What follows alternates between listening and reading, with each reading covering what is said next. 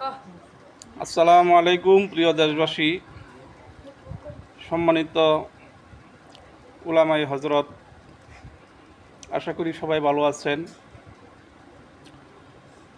সামনে যে নির্বাচন আসতেছে, এই নির্বাচনে যদি আলেমদের ভোটগুলা এক বাক্সে জমা না হয়, ইসলামী দলগুলার ভোট যদি এক বাক্সে জমা না হয়, তাহলে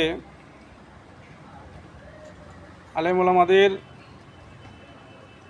অনেক পস্তাইতে হবে। এই বছর যদি এই নির্বাচনে যদি আমরা ইসলামিক দলগুলা ঐক্য না হতে পারি, তাহলে সামনে 50 বছরে ইসলামিক দলগুলা ক্ষমতায় যাইতে পারবে না। এই জন্য আমরা সকলেই দ্বন্দ্ব ভুলে গিয়ে সমস্ত ইসলামিক দলগুলা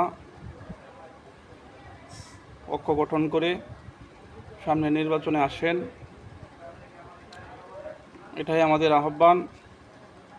বড়দেরকে দৃষ্টি আকর্ষণ করছি, এই বিষয়ে সকলেই খেয়াল রাখবেন। সকলকে ধন্যবাদ। আসসালামু আলাইকুম।